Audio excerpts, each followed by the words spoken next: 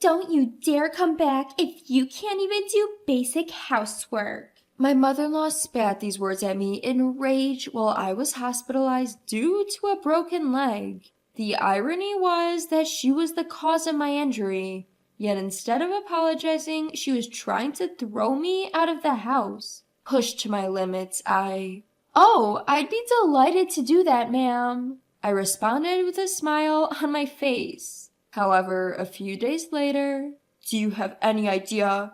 Mom, did you not know about Emily?" Upon hearing the truth revealed by my husband, my mother-in-law turned as pale as a ghost. My name is Emily Johnson. 3 years ago, I got married to Alex, whom I met through a mutual acquaintance. Alex's family runs a diner managed primarily by his mother. His father passed away at an early age, and his mother single-handedly raised him, which I'm sure was a tough journey. Initially, I deeply respected my mother-in-law, but that didn't last for long. Even after getting married, because Alex wanted me to continue working, I didn't quit my job.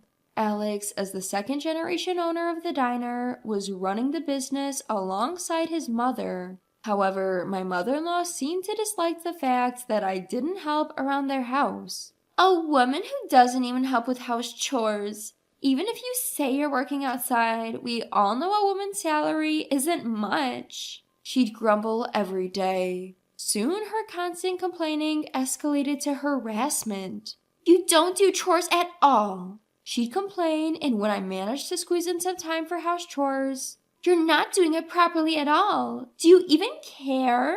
Even though I thought I was doing a decent job, it was never good enough for her. She'd berate me, calling me a useless wife who can't do housework, and at times she would lecture me for hours. Her harassment intensified, and my stress kept building up. When I tried talking to Alex about it, "It's between you two, right? Don't drag me into this," he said, staying out of it. Then one day, an incident broke out. The diner was closed that day, and my mother-in-law left early in the morning to go somewhere. As evening came, I received a sudden call demanding me to come and get her. The call ended abruptly before I could even refuse, leaving me with no choice but to reluctantly head to the train station. When I finally reached the station, she did nothing but complain all the way home, accusing me of being late, complaining about the heating system. It was nothing new, so I just nodded and shrugged it off. But I guess that got on her nerves. What kind of attitude is that? Don't you think it's disrespectful to your mother-in-law? In a fit of rage, she raised her hand against me, even though I was driving. Ouch! Stop it! I'm driving, you know. Quiet! Don't you dare talk back to me! My pleas fell on deaf ears as she was blinded by anger. Not satisfied with her slaps, she tried to kick me hard, but her foot hit the steering wheel. The next thing I knew, I was in a hospital bed. Where am I? I asked the nurse, who happened to be changing my IV drip, about what had happened.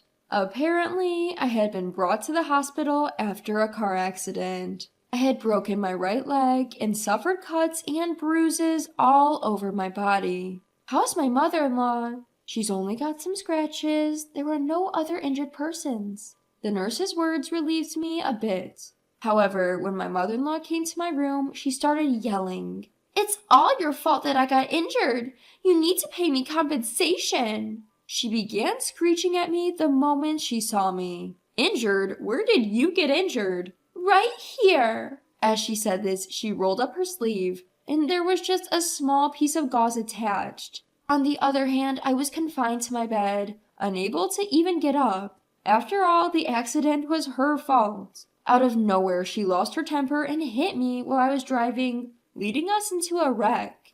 But there wasn't a single word of apology from my mother-in-law. Far from it. On top of being good for nothing, you want to be a nuisance to your own mother-in-law? You're nothing but a god of pestilence. I've never liked you from the start. Don't you dare come back if you can't even do basic housework. The moment I heard those words, I could hear something snap inside me. Oh, I'd be delighted to do that, ma'am. Words slipped from my mouth before I even knew it. My mother-in-law just stood there with a stunned look on her face. I won't be returning to your house. I'm going to divorce Alex. Thank you for everything until now." As I bowed slightly, my mother-in-law was jolted back to reality. "Oh, how unusual for you to listen for once." "Yes, just as you say, I'm useless and worthless. I don't belong in your house." Pretending to be downcast, I said this, and my mother-in-law left the hospital room saying, "Oh, I see," unable to say anything further. Even after that, my mother-in-law kept coming to my hospital room and complaining. "You'll end up on the streets if you can't come back to our house. It'll be too late to regret it then." "Yes, you're right. It would have been better if you had done this sooner." "You're absolutely right." "Are you listening?"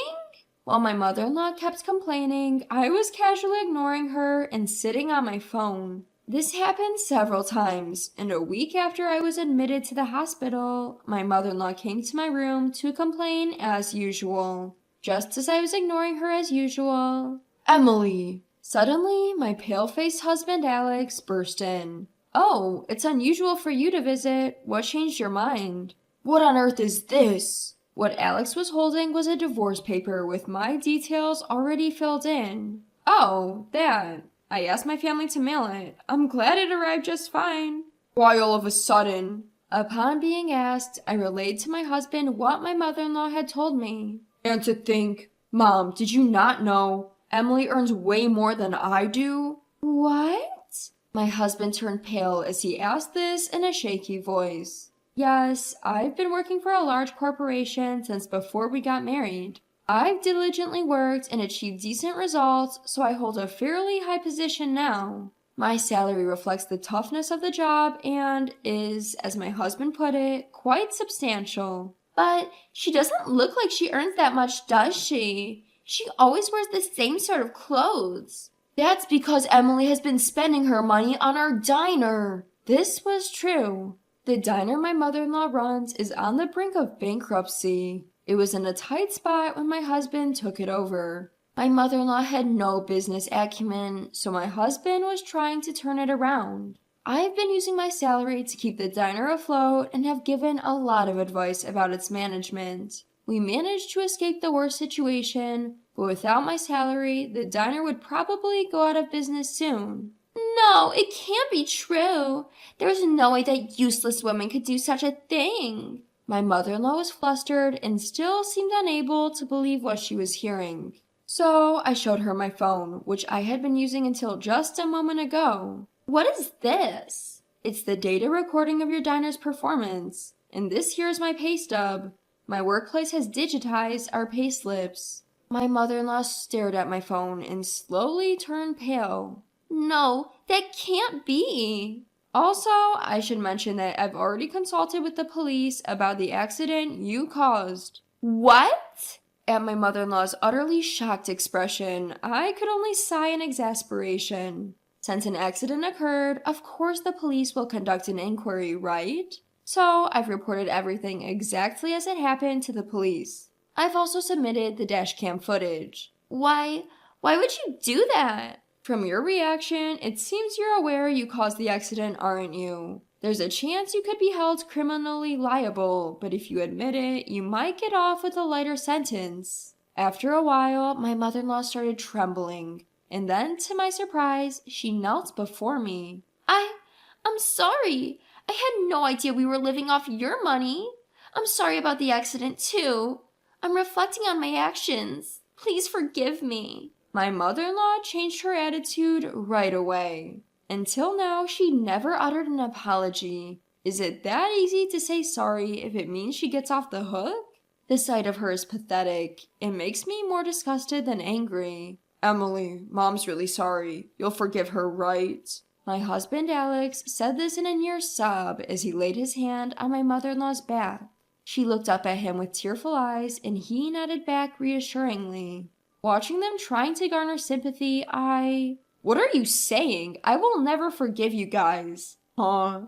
Isn't it obvious? Actually, I intended to divorce you even before this mess with your mom." Alex looked taken aback by my unexpected response. "Even when I was seriously injured and hospitalized, you never visited me. You spent my salary without a shred of gratitude. I've been fed up with you for a while now. What? There's no benefit for me in staying married to you. In fact, you're only bringing me down. That's why I'm divorcing you. I smiled brightly in stark contrast to Alex and my mother-in-law, whose faces were filled with despair. There was some fuss afterwards, with Alex throwing a tantrum, but once I mentioned getting a lawyer involved, he quickly signed the divorce papers. He should have just signed them without making such a fuss. I thought I couldn't be more disappointed in him, but the regret of marrying him cut deep.